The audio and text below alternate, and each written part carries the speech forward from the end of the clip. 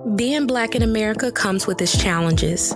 However, we understand that enlightenment through education is the oppressor's worst fear. By bridging the gap between academia and the people, our purpose is to equip you with knowledge that breaks down barriers during your journey towards truth and freedom. Welcome to the Black and Highly Dangerous Podcast.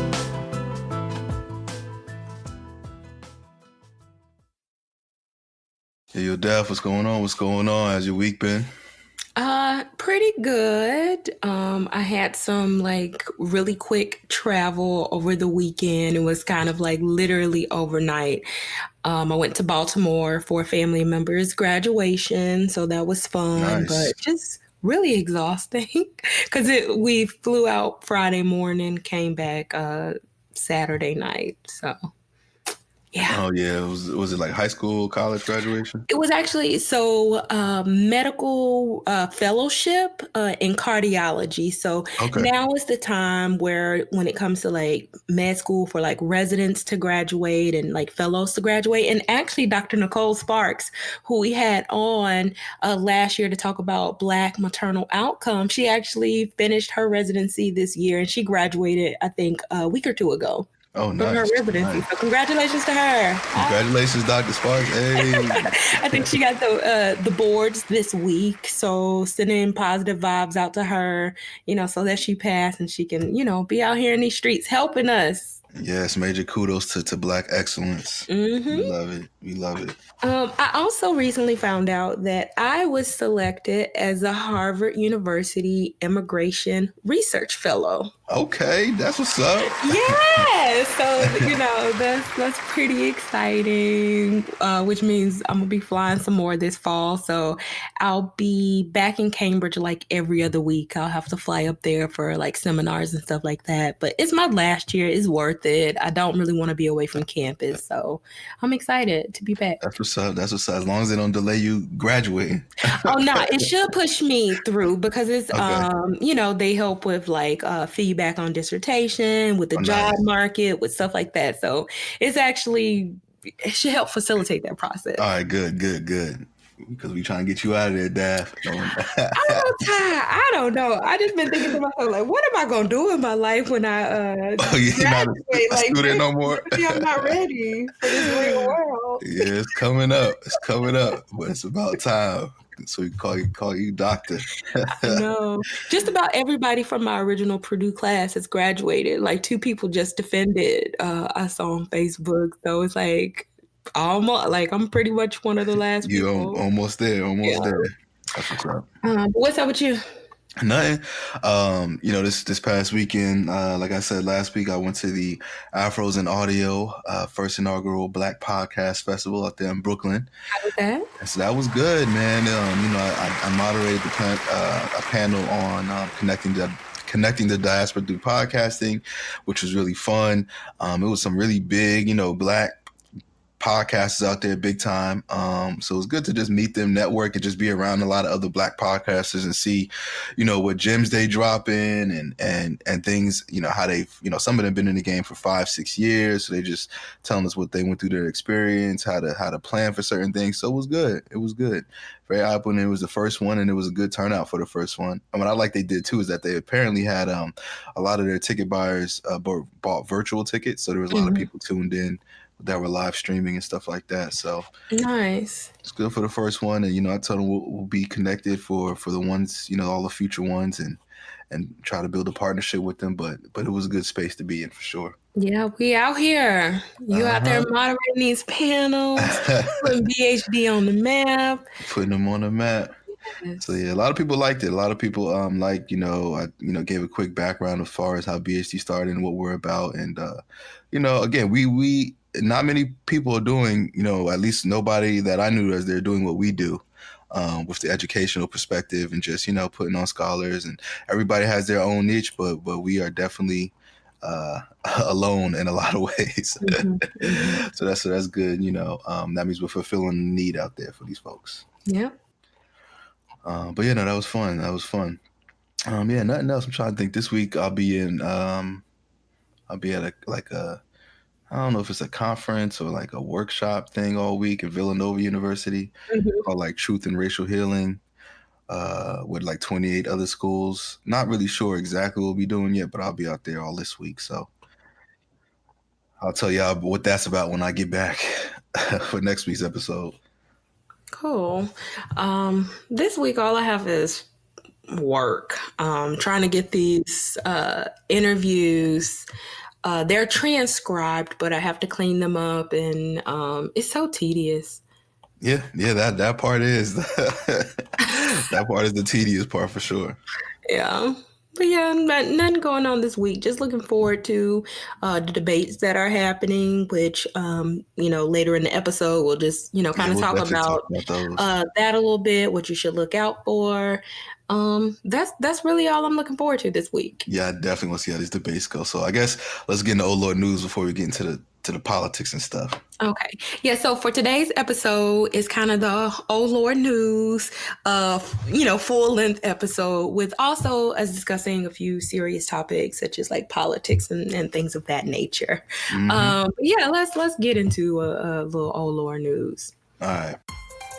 Hello, and welcome to BHD News, where we give you the most current and eye-opening Oh Lord News of the week. Join us as we present news that'll make you want to say,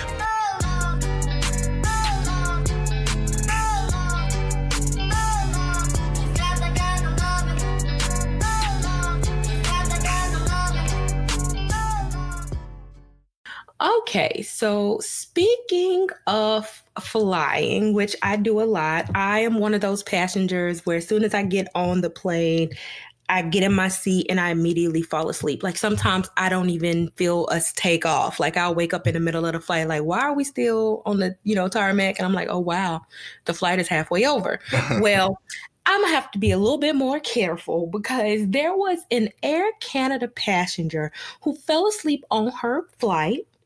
And when she woke up, it was pitch black. What? There was no one on the flight. And her phone was dead, so she couldn't call anyone. Come to find out, she was left on the plane. They did not see her. And she walked up to the cockpit to find a flashlight. She found a way to open the door to the plane, only to see that there was no jet bridge attached to it, and it was a 40-foot drop if she was going to try to. Wow. Yes. So what happened was, she was tired. I guess she had been suffering from like insomnia and stuff. She got on the flight. She fell asleep. The flight was pretty much like half empty. So I'm guessing she was kind of laid down across like a couple of seats, which I have done before.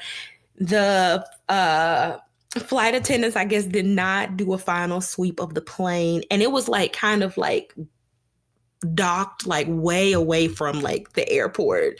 So what she did was use the flashlight to kind of flash, and like eventually somebody like on our cart like came and found her.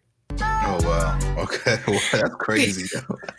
That's like, I've heard of stories of people being left on buses and stuff like that. But to be left on a plane, that is wild. Yes, that is absolutely wild. She's like, I don't know how much this is true because I would be trying to sue as well. But she's like, she's experiencing anxiety. She has nightmares. I guess it would be scary waking up on a plane by yourself. I would think I was in the Twilight Zone or something. Yeah. I don't think I'd be having anxiety. So, you'd probably be worried and nervous and crazy when it first happens. But once you get to safety, that's just a wild story. Like, yeah, I'm never falling asleep on a plane again. Yeah. But I don't even know how they missed her, though. Like, how you miss a whole person? I know they supposed to, like, check the rows and stuff before. I'm guessing they did not check the rows. So she was probably laying down. They didn't check. They were probably like, oh, everybody gone. I'm ready to go home. Oh, yeah, because I was like, they clearly just missed her. Did not do their job. So I know somebody probably getting in trouble. One of those attendants, like, who was on that flight? How you ain't catch a whole person? Yeah. Yeah, crazy. Okay, so, speaking of, I guess, settlements, because I know she's going to try to secure the bag with being left on that plane. Well, there was a Michigan man who was in the middle of a divorce. They had been separated for like couple of years. Like, I think they got separated in 2011 and they were still going through the divorce. But in 2013, while he was going through the divorce, he won the lottery. $80 million Mega Millions. After taxes, he got about $38 million. Well, an arbitrator said that his wife was still entitled to almost half of those winnings, even though they had been separated and like they were already going through the divorce. That's wild. How do you feel about that? First of all, I'll be pissed. Like, I get it. Like, everything up until that point is fair game, right? Especially no prenups. But once we separated and the divorce paperwork is in, and I come up on some money, no, you can't touch that. Like, it's already formalities that we document that we are ending, and no, from this point forward, is yours, and mine is mine. So that's kind of wild, yo. I wonder. I guess I'm like, I mean, ain't nobody gonna keep a secret that you won the lottery, but I guess now if you were in this situation, you probably just got to keep it low key for a second. Yeah, I mean, they had 3 children together, so of course she was gonna receive, some type of child support or something like that. But I don't know how fair I think that is if we are already like in the divorce proceedings, we're like completely separated, and like, I'd be a little pissed. Because I know she would be mad too if she won the lottery and he like, yo, give me half. Yeah. But I can't also be mad at her for trying to get half of that though too. Yeah.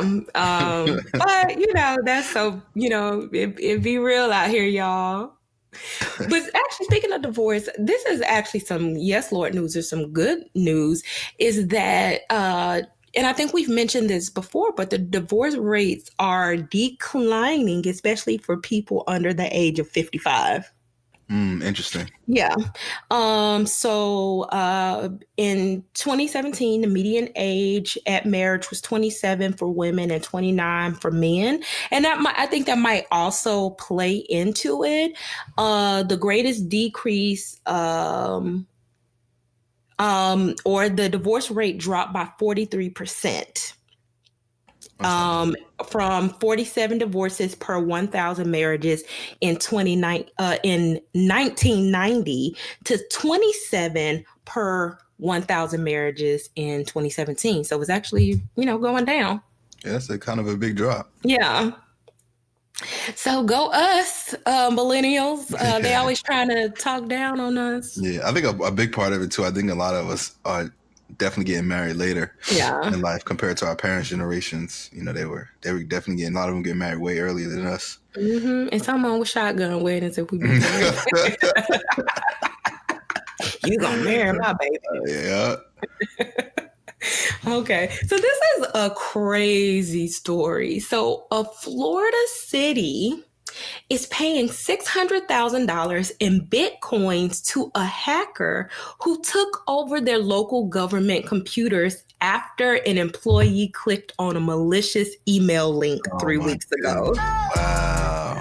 So, the hacker is charging them a ransom, to like, get, in access to the computer systems, and they're actually paying it. And they probably will not be able to figure out who the person is because Bitcoin is not like connected to like names. Yeah, and banks and stuff. That's like some movie stuff, man. That's when they hack your system and they got to do all this crazy stuff to get it back.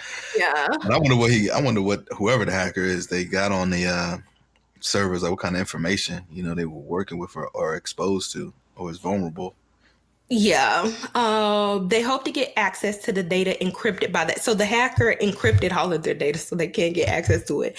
And they said that the city government tried to like downplay it. But if you're willing to pay $600,000, then it's clearly very serious. Yeah. Oh my gosh. Right. Well, I mean, that goes for everyone. Don't be clicking on them random links, And the funny thing about it, my school, they have their IT team. Our IT team sends out like fake ones. Mm-hmm. And then if you like click on it, then they send you a message and like about all this stuff. Like you shouldn't click on these things and kind of like reprimand you through email. Uh-huh.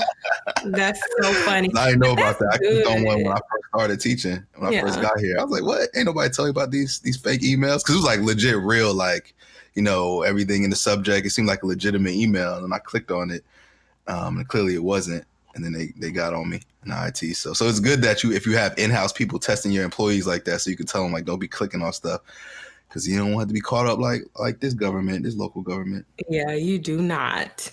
And then my final Oh Lord news story for today. Did you hear that Harvard rescinded the admissions of one of the Parkland shooting survivors, Kyle Kashov, I don't know how to say his last name, over racist comments that he made a couple of years ago when he was, 16. It was in text messages where he, I think, called some Black students like N-word, athletes. And I guess he was jealous that a girl liked, a particular athlete. And so he referred to him as the N-word and, some other things. But they decided that, Harvard was not the place for a person like him. And he's also I don't feel like somebody should be targeted because they're a Trump supporter, but I will just, make the note that he is also a Trump get him out of here. surrogate. That alone is not enough to be like, somebody doesn't belong, because, universities need, diversity of opinion, but, he got caught slipping and being really racist. And what was funny is they were like, a college shouldn't judge, somebody for what they did when they were so young. And somebody made the point that like when this is like 2 years ago, if anything. It's 2 years ago, and college admissions offices are literally judging you by what you did when you were 16. So don't say, oh, it was a mistake I made at 16. Like, that's what college admissions offices are actually judging you on, what you did at 16. So exactly. It'd be different if you was 50. You know what I mean? Like, okay, you was young, you might have learned, but 16 and you applying to colleges when you're 17, come on now. Yeah, yeah. Not much. There's not going to be that much of a change with a teenager in that period with those kind of thoughts, for sure. Maybe if he went to college or did some other things, but yeah, I think it can be a slippery slope, but I think colleges should screen that kind of stuff in some way, because you don't want bigots and openly racist people up in your doors. And one thing I can say is Harvard really cares about its image. So, I don't think they would want anybody potentially using the university as a platform to like really be out here wild. And so who knows? Yeah, and I'm sure because he was a Parkland survivor, he probably had a little bit more scrutiny. Right? Mm-hmm. He would get, whatever he does, it could be Harvard's reputation. And so they're probably going to look at him a little closer than the average student, because if it, this came out while he was a student at Harvard, 2 years in or something, people would be like, oh, yo, looking at Harvard. So you're right. They kind of just nipped it in the bud before he even stepped his foot through the door. Interesting. Mm-hmm. So yeah, that's interesting. All right. So I got a couple Oh Lord news stories. One is one I saw on social media, which was pretty funny. I know you know who Halle Berry is, right? Yes, of course. Well, apparently, this man actually tried to steal Halle Berry's Los Angeles home. Are you serious? Yeah, so most of the people think about breaking in, stealing stuff in the home. No, he literally tried to steal the home. The guy's name is Ronald Eugene Griffin. He's 59 years old, and pretty much he created a fake deed, right, to her house. And he pretty much broke into her property, like trespassing into her property, to act like it was his home. And he tried to use the deed to actually take Halle Berry's home. And of course, officers arrived on the scene because people were like, who's this strange man on her property?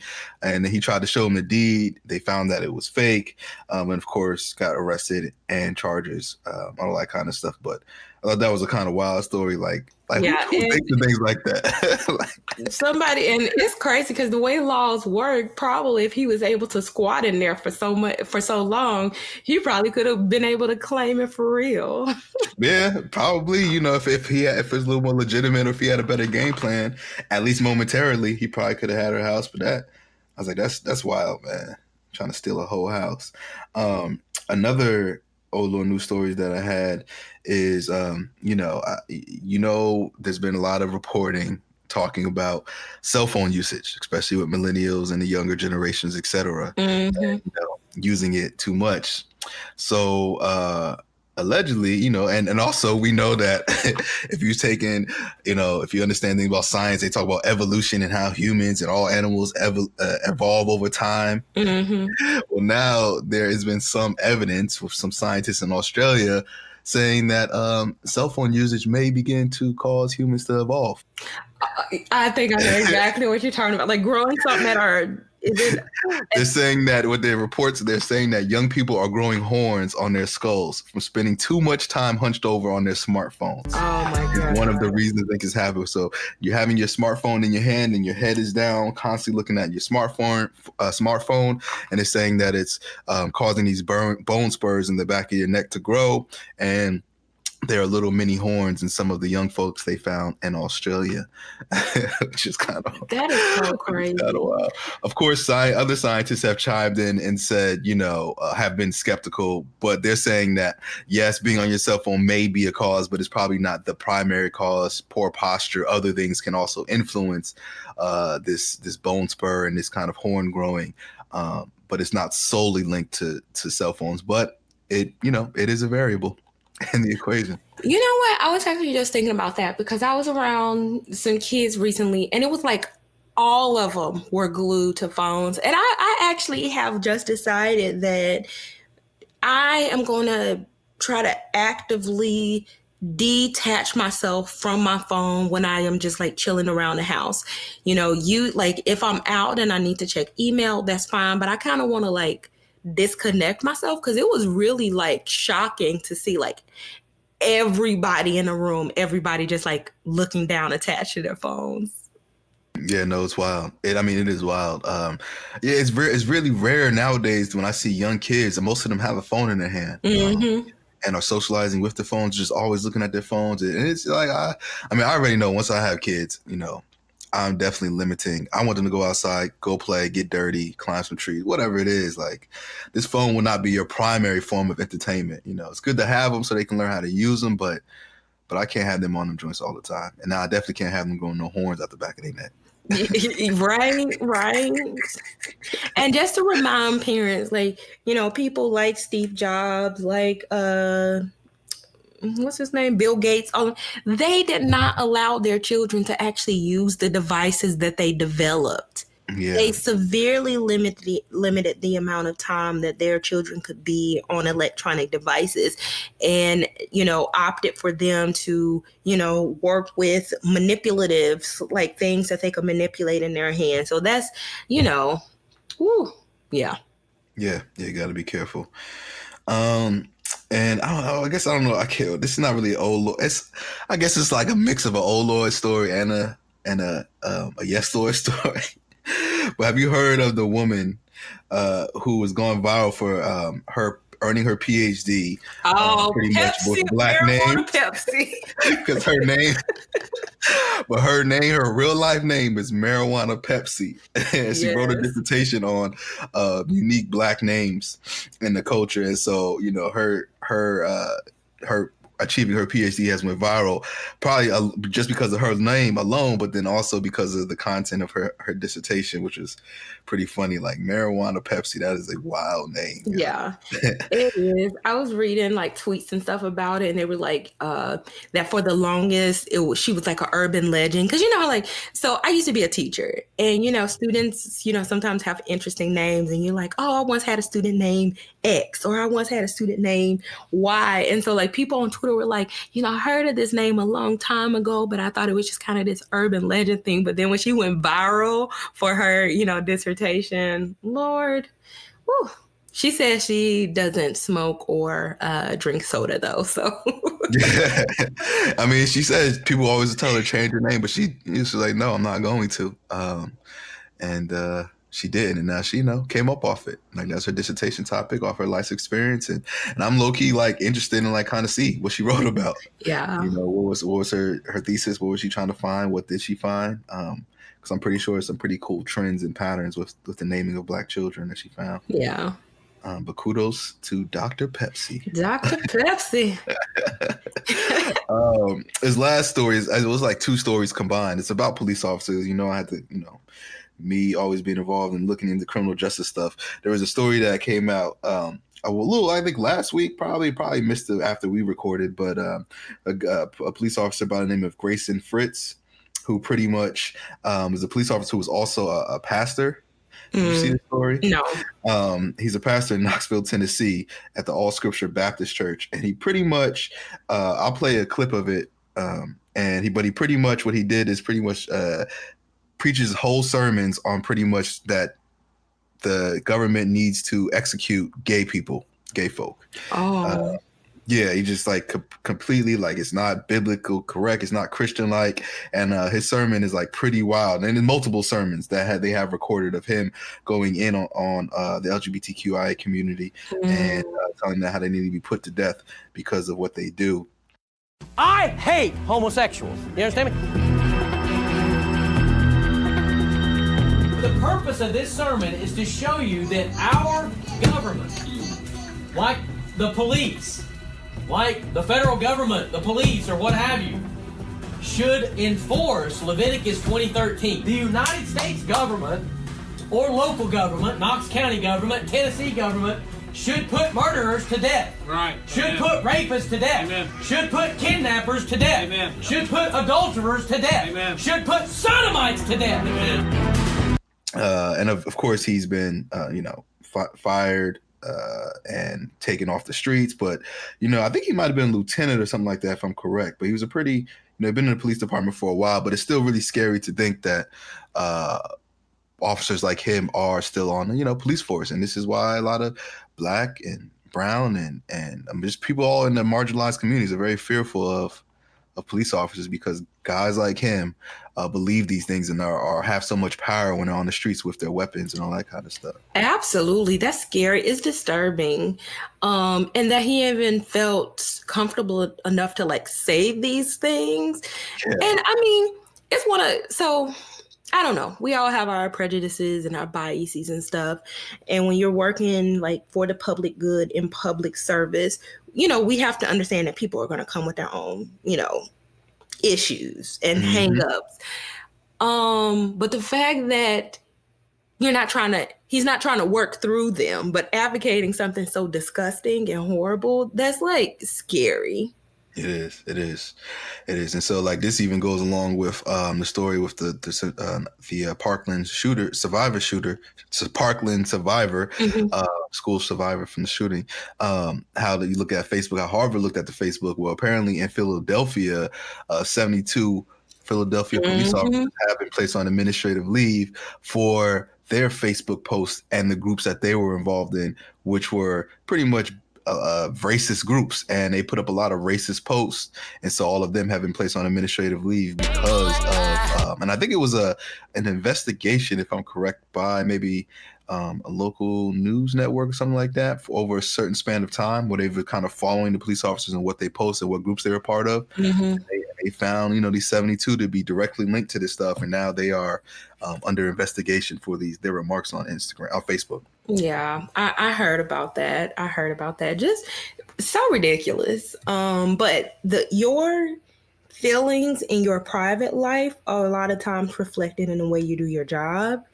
And honestly, we don't need police officers like that. If we have them, I feel like departments need to be doing a very good job of like, and not just like BS, cultural diversity training, but like really going in and doing like bias work with police officers. I honestly feel like there are some professions where like social media, like they need to get in your personal life.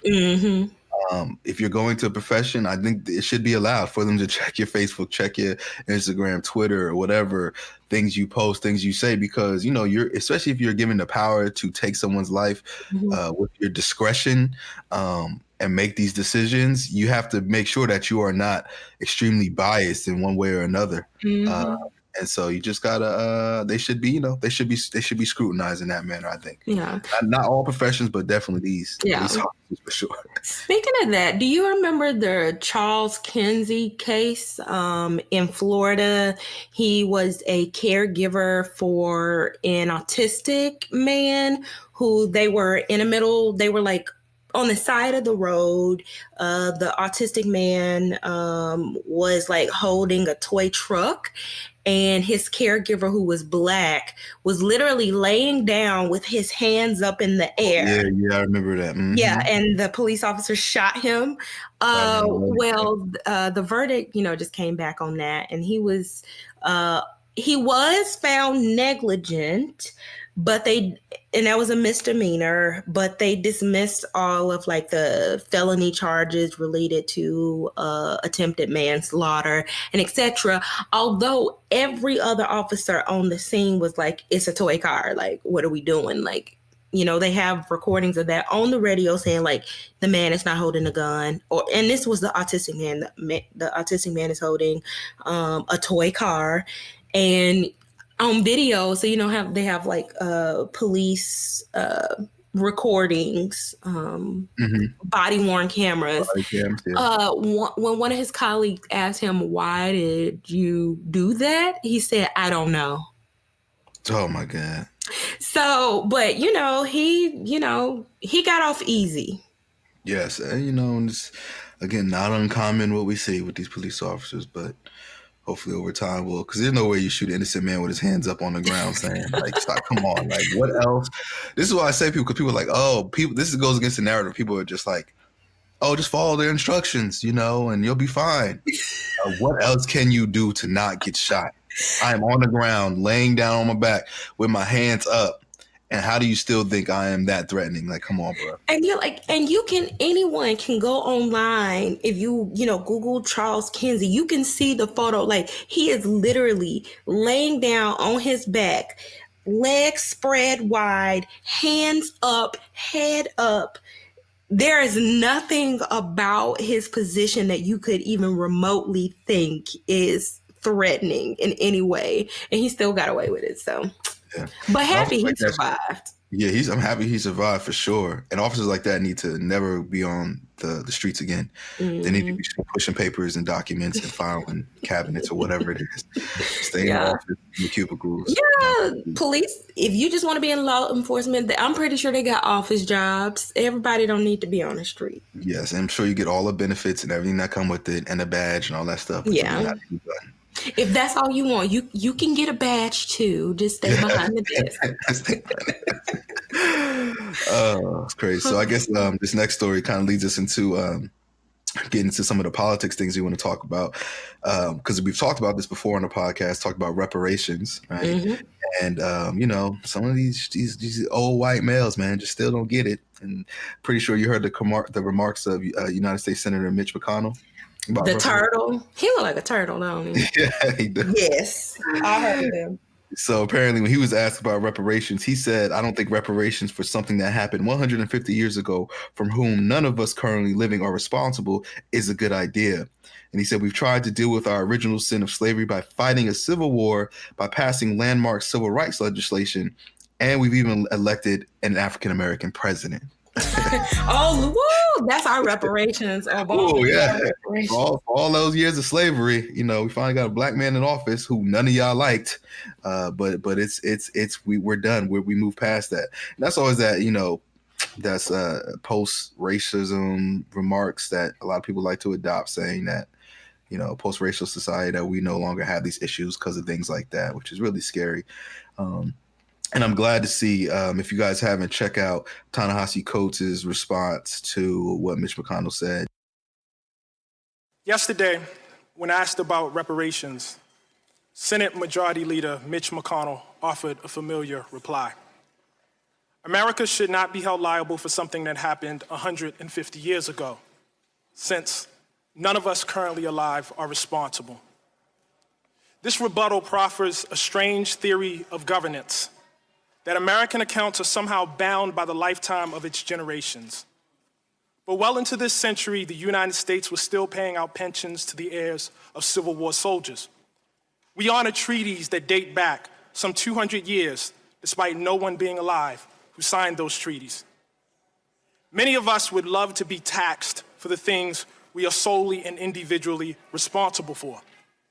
But we are American citizens, and thus bound to a collective enterprise that extends beyond our individual and personal reach.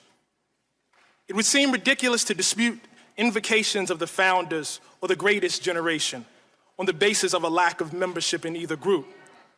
We recognize our lineage as a generational trust, as inheritance. And the real dilemma posed by reparations is just that, a dilemma of inheritance. Because, he's been a major, very vocal person about reparations, wrote that huge and amazing piece in The Atlantic, which we addressed before earlier at some point in one of our episodes in a podcast. And so he was up, I think it was like a congressional hearing or something like that. And he was addressing the reparations because they were about to passing that that act. What is it, H40, something like that? I can't remember the exact name. Or 70 or something. It's some, yeah. And for those of you, make sure, it's not an act to pass reparations. All it is just putting a commission together to study reparations and be more informed of what it should look like. A lot of people, I think that it's like, oh, they're going to pass and give reparations. That whole act is just to make the government put people together to begin to study it and further the conversation on reparations. So, but yeah.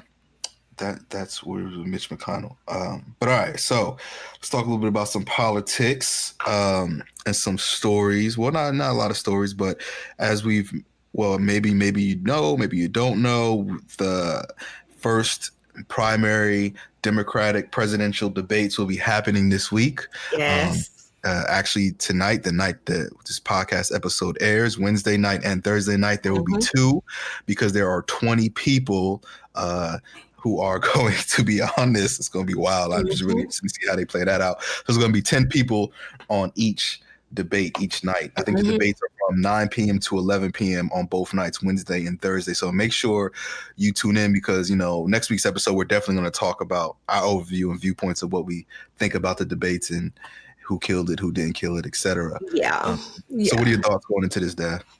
So my thoughts going into this is I want some substance. I feel like since Trump has risen, since, we've gotten into the age of Trump, everybody wants a soundbite. Everybody, wants to be a meme, like, oh, that was so good. No, I want to hear some substance. What are your policies going to look like?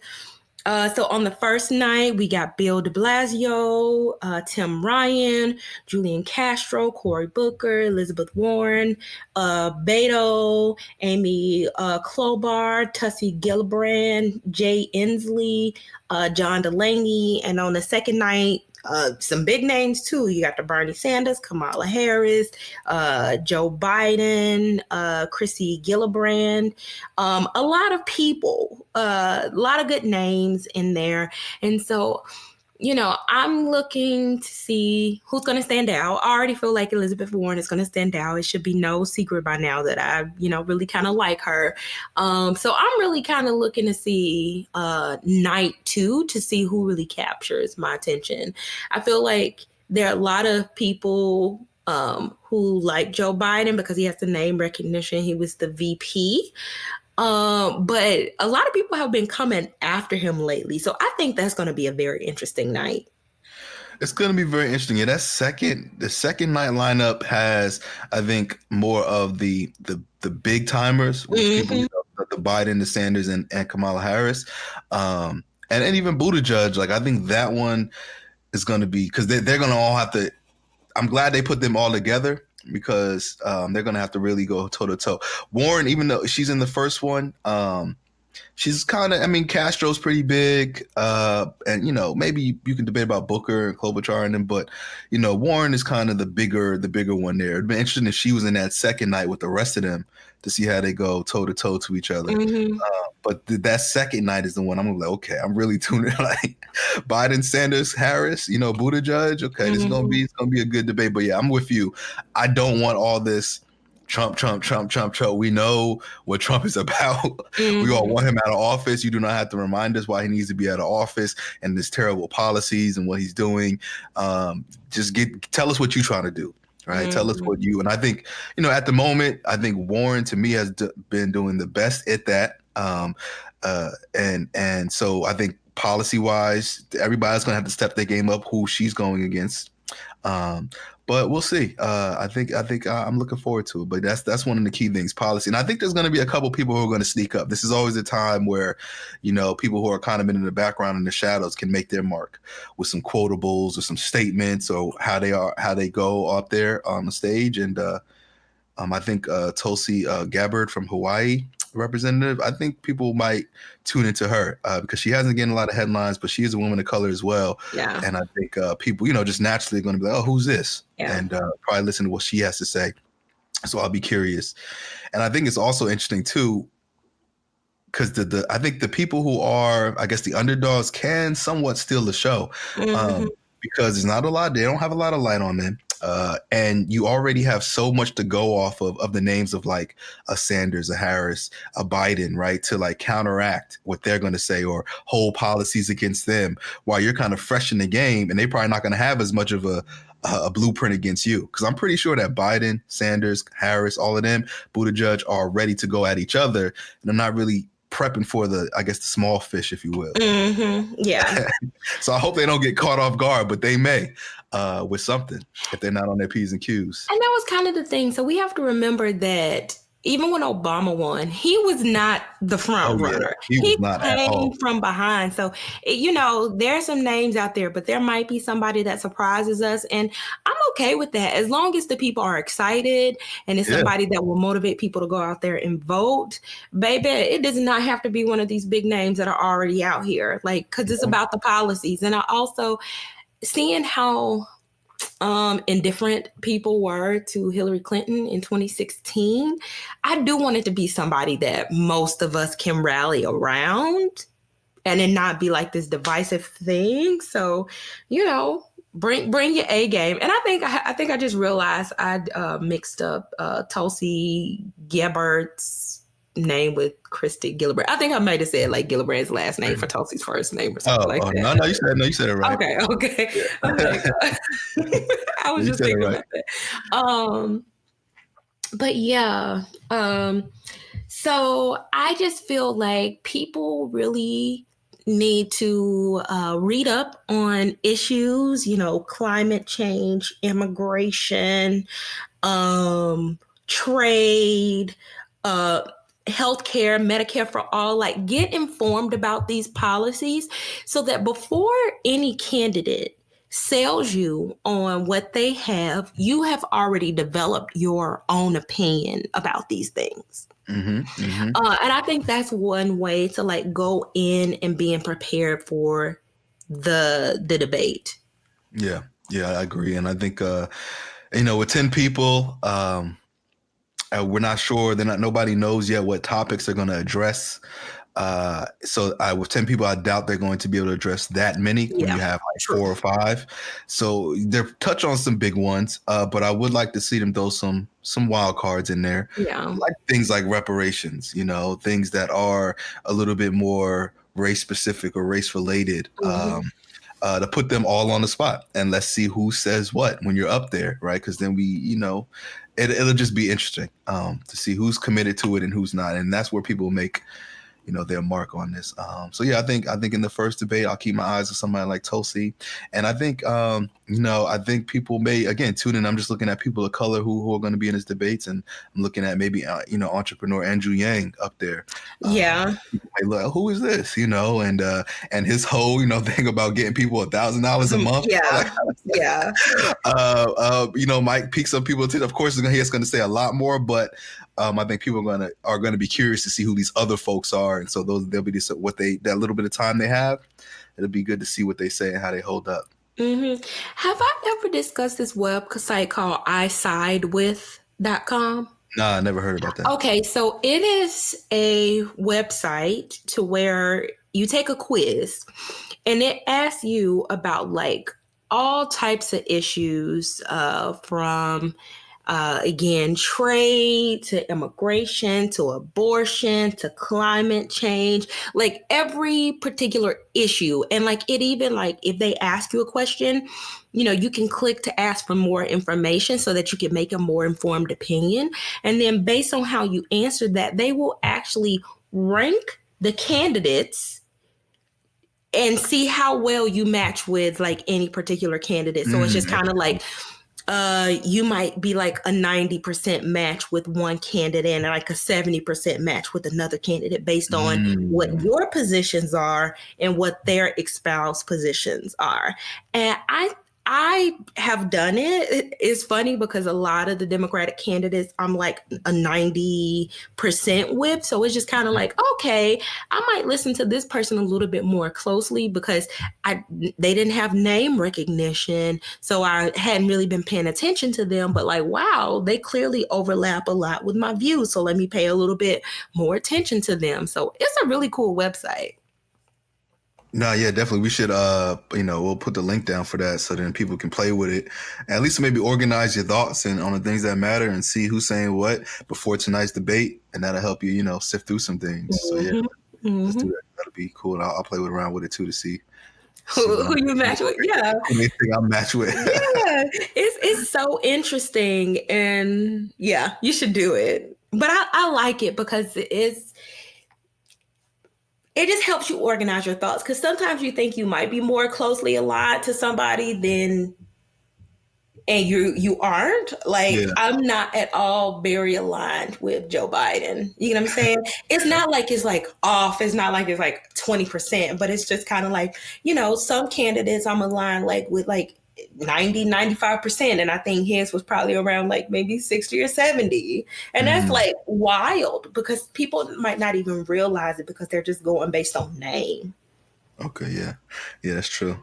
So yeah, we'll play around and give us a good idea. I know somebody who we're not aligned with who we need to discuss is President Trump. Oh my goodness. About to start a freaking war. Trying to start a war, trying not to start a war. I mean, to me, it's not even that serious. It's like, bro, they shot down like a drone, right? I just see the drones are not, nobody's in them. It's like a robot in the sky. We probably were spying on them. But I don't know. It's like they're making a huge issue out of it when it's not, to me, as just an average citizen, it ain't that big of a deal to go to war for. Mm-hmm. And like, we were in international, space or whatever that was like safe and they shouldn't have did it. And I'm like, man, it's just not. It's like they kind of shot down your toy, Yeah. I'm not trying to go to war over that. Like, it's not that serious, bro. Relax. And what's funny is I actually read that like somebody on Fox News was kind of said that if Trump goes to war, he'll have a more difficult time getting elected.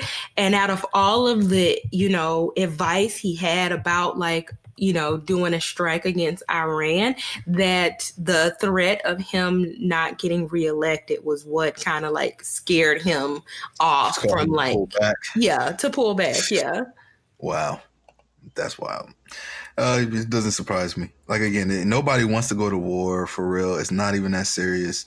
I don't know, man. I feel like he's doing a lot now because he's, trying a lot of presidents in the past have tried to use war and stuff to stay in office. Yeah, stay in office. And so I wouldn't be surprised with Trump trying to do this tactic. And it's just not worth it. I mean, I always think about the men and women who are a part of the military. And it's like, is it worth people dying for it, man? Is it really worth it? And nah, Nah, not through my eyes. I don't see that. And then also with Trump, you know, when Trump put out that he was going to give ICE the authority to do those raids in major cities, which caused a lot of hoopla. And this is what I want everybody to understand, because I'm going to talk about Kavanaugh after this too, but he's doing these things intentionally, man. Like, it's so obvious. He puts this out that he wants ICE to go do all these raids, knowing that Democrats would fight back in the uproar. And then now he's like, we're not going to do that anymore because Democrats didn't want it to happen. So we're going to go back to the drawing table.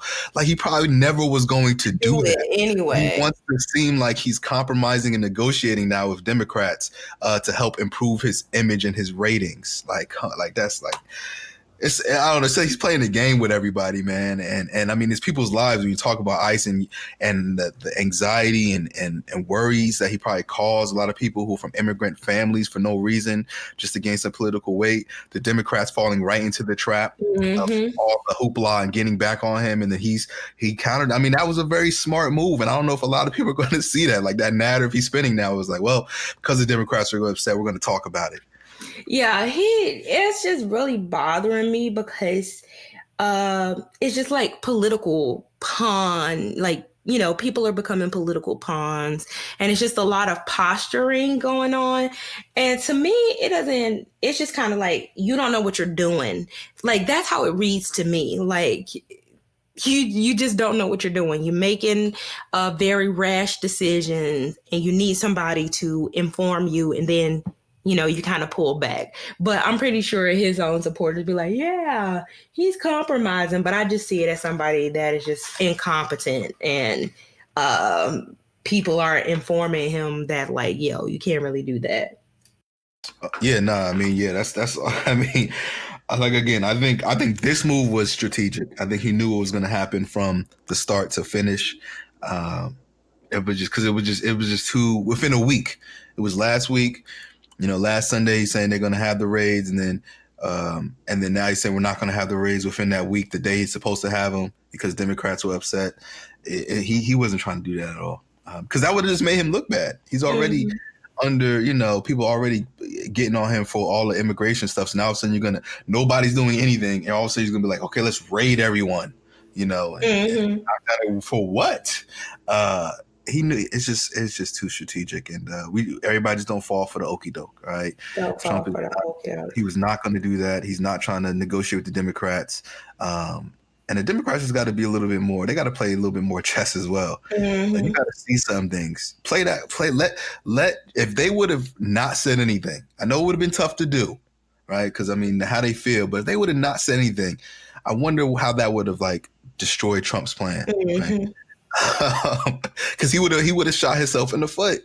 Let him do it and then attack him, right? Like play those cards. Make him play his cards instead of just, you know, falling right into his trap. But very reactive to Trump, every decision he makes, and so it's always a predictable move. If I say something to get the Democrats upset, they're going to say something, then I can act like the good guy when I back down on this irresponsible thing I was going to do in the first place. He is ridiculous. It is crazy. And then keeping with Trump, you know, in the news, there's also been a lot of conversation going on with Brett Kavanaugh, who, you know, we've talked about in the past when he was just getting selected to be in the Supreme Court and that whole case. And so there's been increasing headlines about Kavanaugh, especially with the latest headline it had to do with, what was the name? Curtis Walker, I believe. Curtis Flowers. Curtis Flowers, yes. Who was a man who pretty much went to trial apparently like 6 or 7 times. The prosecutor was extremely racist and biased, would not allow any people of color in the jury. And so, you know, it went all the way to the Supreme Court. They said it was unconstitutional, you know, release the case, let everything be good. And so Kavanaugh voted on, you know, the side of the you know, the quote unquote, air quotes, liberals on that thing. But it was a 7-2 vote. And, you know, of course, Thomas and your boy Clarence Thomas and the other justice name. What's that guy's name? I forgot his name. That what you call it? It wasn't Kennedy, was it? No, not Kennedy. It's because Trump put in two guys. Gersich, maybe Gersich, is that the guy? I believe it's Gersich. That Trump put in Gersich and Kavanaugh. Anyway, so it was the other guy that Trump put in and Clarence Thomas. They all voted against it. They dissented, which was silly. But anyway, so a lot of the storylines are coming up now, looking how Kavanaugh has been voting because he hasn't been voting conservative 100% of the time. And so people are taking that and running with it and saying, oh, you know, he's not the guy that Trump thought he was going to be. The other appointee that he is, Neil Gorsuch. That's the other one. Neil Gorsuch and Brett Kavanaugh, the two that Trump put in.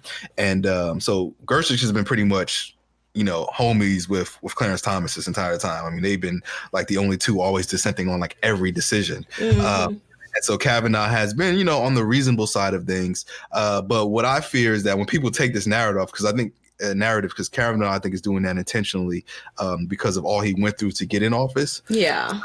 And so he's playing his cards right. And when I looked at a lot of his decisions, pretty much all the decisions where he voted alongside the liberals were always just, you know, lopsided anyway.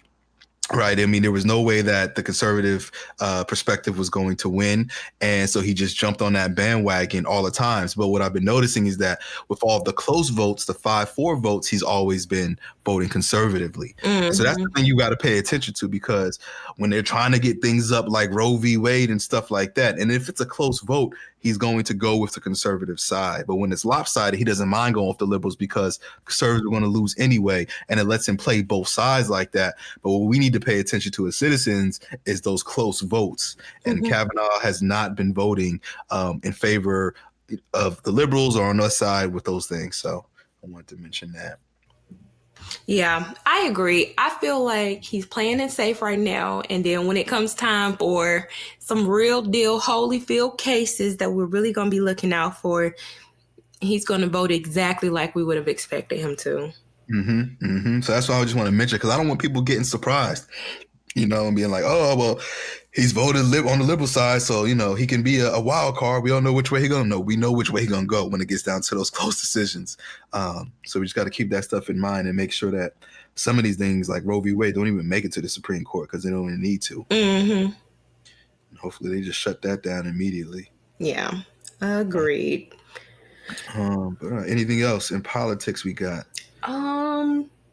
Nothing major. I feel like it's really going to kick off after this week, though. I feel like it's probably going to be something, you know, every single week.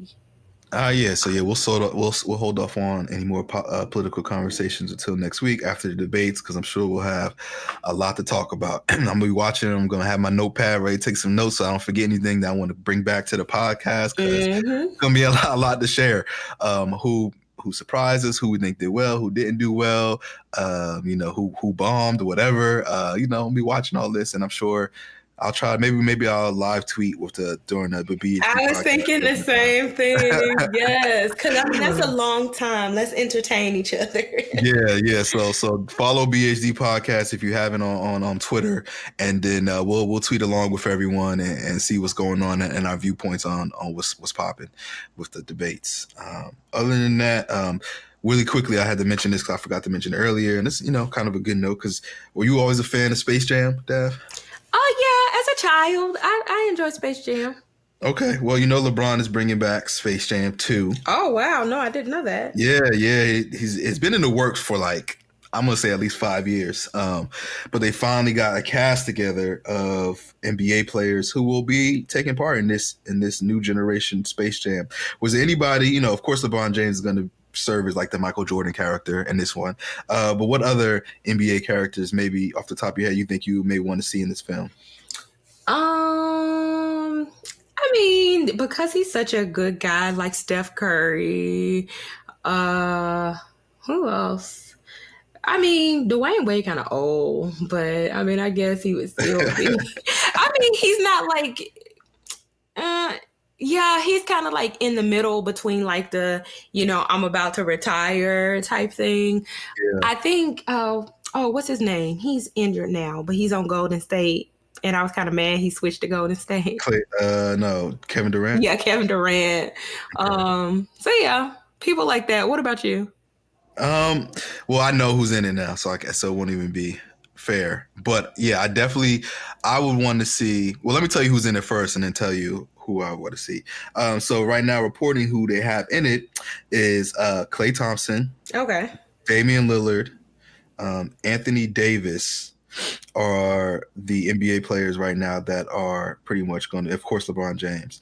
And then he switched it up a little bit, and he's actually has about 3 or 4 WNBA stars in it as well. Oh, that's so cool. Pretty cool.